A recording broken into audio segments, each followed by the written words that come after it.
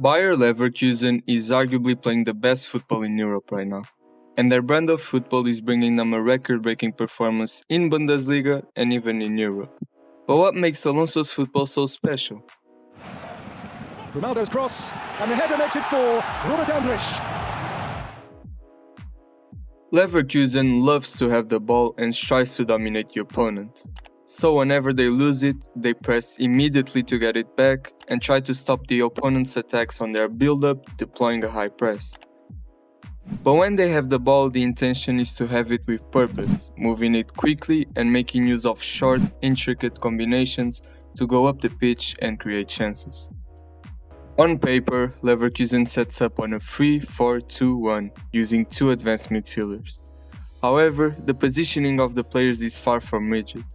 They're the team with the fourth highest possession amongst Europe's top 5 leagues, racking up an average of 62% per match. But unlike most of the other teams in this range, which can be classified as positional play or GDP teams, the Germans tend to a more oppositional approach. Last year, we saw Fernando Diniz and his Fluminense team become a talking point in Europe due to their extremely unique approach to the game. Their style has been classified as relationism and is based around two main pillars: proximity between players and freedom of movement. While we don't know if Alonso was inspired by this style or not, we can see a lot of similarities showing up in Leverkusen's attacking phase. Proximity between players is key for Leverkusen, and, just like Fluminense, they often tilt to one side of the pitch, concentrating a high number of players on the same side and opening up space on the other.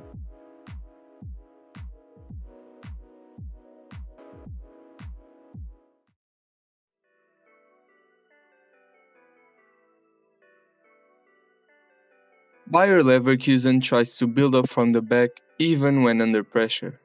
When facing a high press, Grimaldo, the left wing-back, drops deep to form a 4+2, and both AMFs come close to the ball to offer support and progressive passing lanes. They concentrate a lot of players near the ball so they can find a free man and break free from the opponent's press, then attacking the space left behind.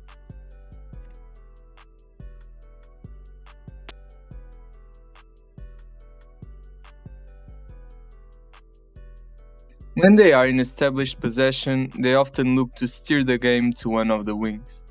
The behaviors on each wing change slightly based on the players, but the principle is the same. Use short and quick combinations between the numerous players that are close to the ball, or shift the ball to the other side where there will be space to attack. When the ball is on the right, we see Leverkusen folding into this structure. The right center-back pushes up and basically turns into a right-back, letting Frimpong hug the touchline near the opposition's fullback and play as a winger. The double pivot, which usually consists of Xhaka and Palacios, comes near the ball. Palacios has more positional freedom, while Xhaka serves as an anchor. The top three, though, is where we see the most freedom.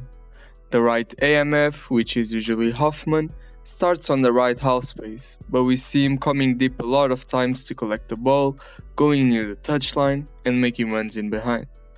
The position of the striker depends on Wirtz. If Wirtz stays on his side, he will serve more as a link-up player and has the license to drop deeper.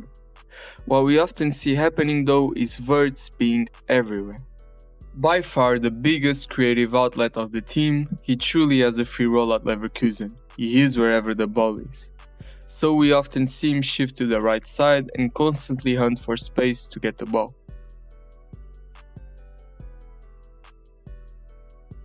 When he does this, the striker stays more central, leaning to the left and playing as a poacher, waiting for a ball to be fed to him in behind or to be launched to the wing for a cross. Grimaldo on its turn will tuck inside a bit, making a wide run when he sees a switch is about to happen so he can put in a cross. Sometimes he will stay more central and receive the ball directly from the other flank, prompting the CB on his side to make an overlapping run to attack the space that he freed up. On the left, the behaviors of the back five are similar, but the biggest difference comes in the form of Grimaldo. Unlike Frimpong, who is a fast, explosive player who excels on playing as a more traditional winger, Grimaldo is almost a midfielder playing as a wingback. Therefore, he has a big freedom of movement, often coming inside and switching positions with Wirtz and serving as a playmaker alongside the German. Hoffmann doesn't shift to the left as much as Wirtz does to the right, but it still does happen frequently. When he doesn't, we see him taking on a poacher role and making deadly runs in behind. On the other side, Frimpong stays in the winger position, waiting for a direct switch to him or for the CB on his side to feed him the ball. This leaves him on a 1v1 situation with a fullback, where he can make use of his explosiveness to quickly get past the defender and put in a cross for the players who will be making runs from the other side. Leverkusen can easily create chances with quick combinations in tight spaces between their players, as easily as they can do it with a quick switch to the opposite flank, making them very hard to defend against.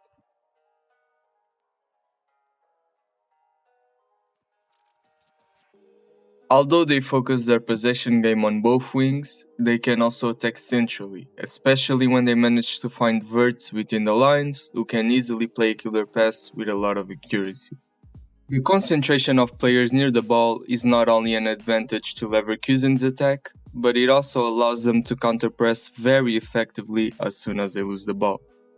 When the opponent gets the ball back, there's often no space to play in near the ball holder, and very few time to think, since Bayer's players will be immediately pressing and cutting off passing lanes. This makes a switch to the opposite side the only viable option to keep the ball. That's the risk taken by Leverkusen. They will likely be able to get the ball back quickly most times, but if the opponent manages to play that quick switch to the opposite flank, it will leave Alonso's team exposed, as there will be a lot of space to exploit in transition. Looking at their fantastic defensive record this season though, we can see that this risk is very much paying off for Leverkusen. But that's also due to how solid their press is. They defend in a 3-4-3 shape, with the players up top acting as free strikers. They look to close down the opponent and get the ball back as quickly as possible with an aggressive press, also making way for some recoveries in dangerous positions that allow them goal-scoring chances. But when they are forced to defend deeper, they know how to prepare for a possible transition. Despite their extreme quality in possession, they are also capable of hurting their opponents on quick counters, making use of the skill and pace of their free attacking players and their wingbacks. Back as a starter and back on a Bundesliga score sheet. And this is the way that Alonso's team has been dominating this season, with an absolutely phenomenal record of 28 wins and 4 draws in 32 games across all competitions. Having just beat Bayern 2-0, the title dream is starting to become very real for the Germans, and although there's still a lot to be played in this season, this record was only possible due to Alonso's great work. Thanks for watching, and I'll see you on the next one.